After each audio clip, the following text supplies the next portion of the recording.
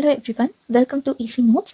இன்றைக்கி நம்ம என்ன பார்க்க போகிறோன்னா, ஷங்கர் ஐஏஎஸ் அகாடமியோட என்விரான்மெண்ட் புக்லேருந்து சாப்டர் வைஸாக இனிமேல் பார்க்க போகிறோம். இன்றைக்கி பார்க்க போகிறது என்னென்னா சாப்டர் 1 எக்காலஜி. வாங்க வீடியோக்குள்ளே போகலாம். ஸோ நம்ம ஃபர்ஸ்ட் பார்க்க போகிறது இன்ட்ரடக்ஷன். ஸோ அதில் வந்துட்டு ஃபாதர் ஆஃப் எக்காலஜி யாருங்கிறத பார்க்க போகிறோம். So first Alexander von Humboldt is often consider as first father of ecology. அதாவது முதல்ல வந்துட்டு எக்காலஜி வந்துட்டு கண்டுபிடிச்சவங்க. தென் ஃபர்ஸ்ட்டு யார் ஃபாதராக இருந்தாங்கன்னா Alexander von Humboldt. So next வந்துட்டு Eugene Odum is the father of modern ecology in the world. அதாவது இப்போ நம்ம ஃபாலோ பண்ணிகிட்ருக்க மாடர்ன் எக்காலஜியோட ஃபாதர் யாருன்னா Eugene Odum. And Ramdeo Misra is consider as the father of ecology in India. அதாவது இந்தியாவில் father of ecology யாருன்னா Ramdeo Misra. The word ecology was coined in 1866 by the German scientist Ernest Haeckel. அதாவது ஜெர்மன் சயின்டிஸ்ட் ஹர்னஸ்ட் ஹேக்குங்கிறவர் தான் வந்து எக்காலஜிங்கிற வேர்டை வந்துட்டு காயின் பண்ணியிருக்காரு. எந்த இயர்னா 1866. ஸோ நெக்ஸ்ட் எக்காலஜி வந்துட்டு ரெண்டு வேர்டை வந்துட்டு டிவைட் பண்ணுறாங்க, ஹைக்கஸ் ப்ளஸ் லாகஸ். ஸோ ஹைக்கஸ் மீனிங் என்னென்னா home or place to live in. அதாவது ஒரு இருப்பிடத்தை பற்றி சொல்கிறது தான் வந்துட்டு ஹைக்கஸ்ங்கிறாங்க. லாகஸ்ங்கிறது ஸ்டடி, ஏதாவது ஒரு விஷயத்தை பற்றி படிக்கிறது வந்து லாகஸ்ங்கிறாங்க.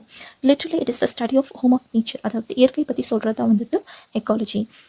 Definition என்னன்னா is defined as a scientific study of the relationship of the living organisms with each other and with their environment.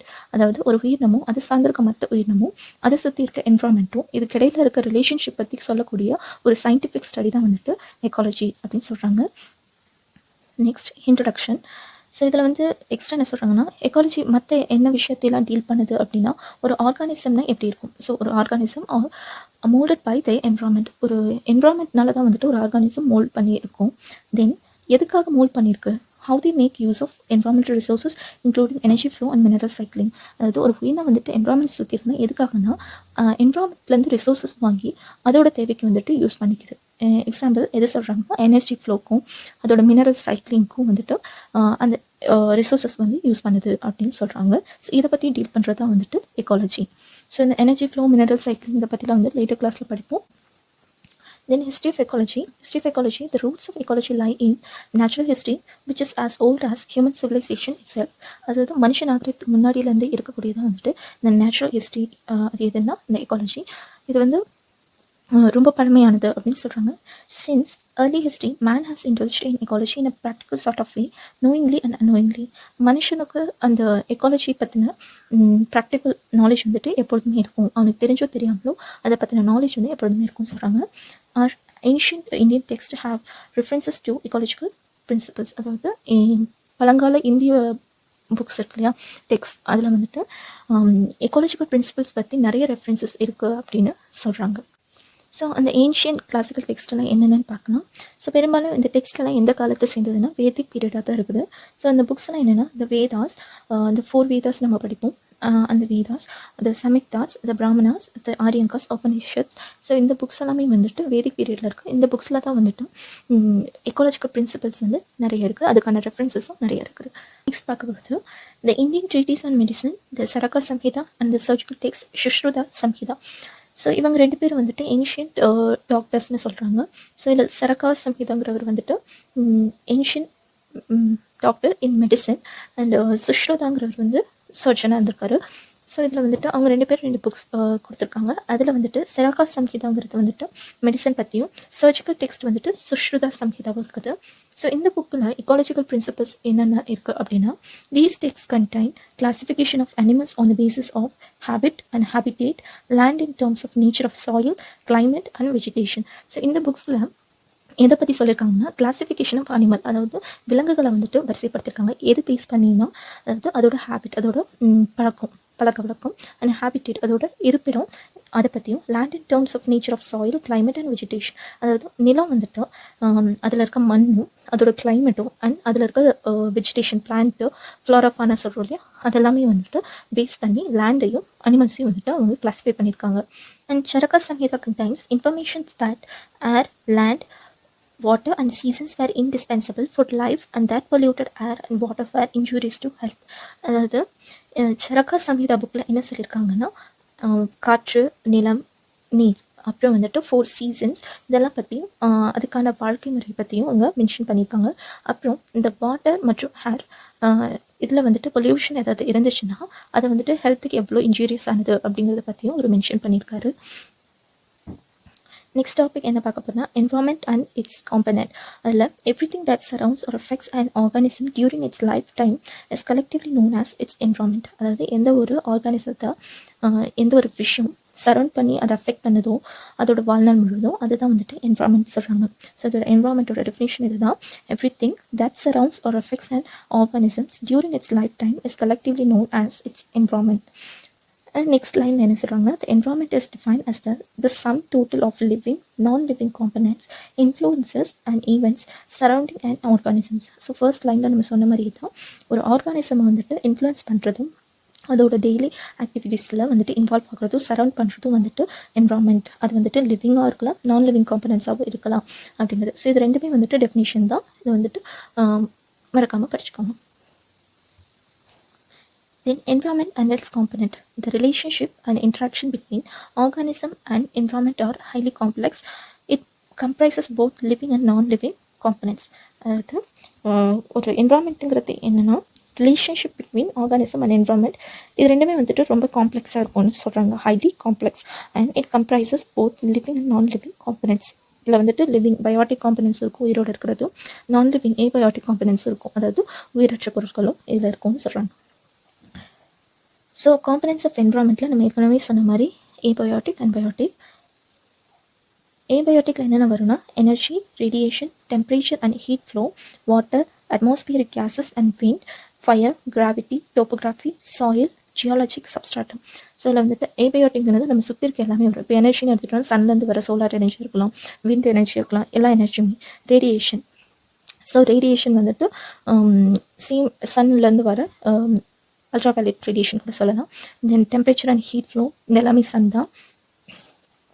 Then water, நம்மளை சுற்றி இருக்க வாட்டர் அண்ட் ரெயின்ஃபால் எல்லாமே. தென் அட்மாஸ்பியரிக் கேஸஸ் அண்ட் விண்ட் எல்லாமே காற்று. தென் fire, gravity, topography, soil, geologic, substratum. So எல்லாமே நம்மளை சுற்றி இருக்க எல்லாமே வந்துட்டு ஏபயோட்டிக்கில் வரும். அதாவது உயிரில்லாத எல்லா பொருளுமே வந்துட்டு ஏபயோட்டிக். தென் பயோட்டிக்கில் வந்துட்டு கிரீன் பிளான்ஸ், நான் green plans, decomposes, parasites, symbionts, animals and man. So இதில் வந்துட்டு என்னென்னா தாவரங்கள் வரும், ஆல்கேஸ் அது நான் கிரீன் பிளான்ஸில் வரும். தென் டீகம்போசஸ், அதாவது கீழே இருக்கிற bacteria, micro organisms, then parasites, symbionts, animals, man, எல்லா உயிருள்ள பொருட்களும் வந்துட்டு உயிருள்ள ஜீவன்களும் பயோட்டிக் காம்பனன்ஸாக வரும். ஸோ என்வரான்மெண்ட் அண்ட் இட்ஸ் காம்பனன்ட்டில் நெக்ஸ்ட் நம்ம பார்க்க போகிறது என்னென்னா இதுக்கான எக்ஸாம்பிள் என்ன பண்ணலான்னா ஒரு மீன் எடுத்துகிட்டோம். மீன் வந்து தண்ணியில் இருக்கும்போது அதுக்கு ரெண்டு என்வரான்மெண்ட் இருக்கும். ஃபர்ஸ்ட் வந்து external environment and internal environment. So external என்வரான்மெண்ட்டில் அதை சுற்றி இருக்கிற வெளியில் இருக்கிற ரெண்டு டைப் ஆஃப் காம்பனன்ஸ் பற்றி பார்க்க போகிறோம். ஸோ ஃபர்ஸ்ட் பார்க்க போகிறது abiotic components. Abiotic components such as light, temperature including the water. So அதை சுற்றி வந்துட்டு லைட் இருக்கும், சன்லேருந்து லைட்டு, தென் அதோட டெம்பரேச்சர் இருக்கும், சுற்றி அதோட வாட்டர் இருக்கும். வாட்டரில் என்னென்ன இருக்கும்னா நியூட்ரியன்ஸ் இருக்கும், கேஸஸ், ஆக்சிஜன், நைட்ரஜன், அந்த மாதிரி நிறைய கேஸஸ் வந்து டிசால்வ் ஆகிருக்கும், ஆர்கானிக் மேட்டர் வந்துட்டு டிசால்வ் ஆகிருக்கும். ஸோ இதெல்லாம் வந்துட்டு ஏபயோட்டிக் காம்பனன்ஸ் சொல்கிறோம். அதே பயோட்டிக் என்வரான்மெண்ட்டில் அதை சுற்றி என்னென்ன இருக்குன்னா பிளாங்டன் வந்து ஒரு மைக்ரோ ஆர்கானிசம், தென் அக்வாட்டிக் பிளான்ஸ் அதை சுற்றி இருக்கும், தென் அனிமல்ஸ், டீகம்போசஸ், இதெல்லாமே வந்துட்டு எக்ஸ்டர்னல் என்வரான்மெண்ட்டில் அதை சுற்றி இருக்க biotic components.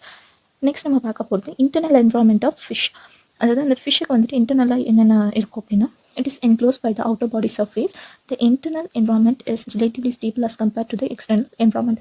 However, it is not absolutely constant. Injury, illness or excessive stress upsets the internal environment. For example, if a marine fish is transferred to the freshwater environment, it will not be able to survive. So இதில் வந்துட்டு நம்ம biotic ஏபயோட்டிக்னு பிரிக்க முடியாது.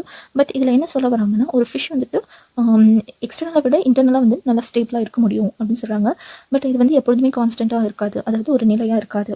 இப்போ ஏதாவது injury, illness வந்துச்சுன்னா கண்டிப்பாக அந்த வந்து ஸ்டெபிலிட்டி வந்துட்டு கண்டிப்பாக கொலாப்ஸ் ஆகும்.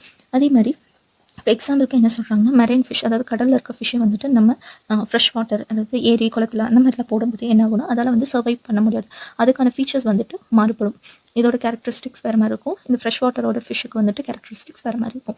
ஸோ இதனால் வந்துட்டு இங்கே வாழ முடியாதுன்னு சொல்கிறாங்க. ஸோ நெக்ஸ்ட் நம்ம பார்க்க போகிறது levels of organisation in ecology.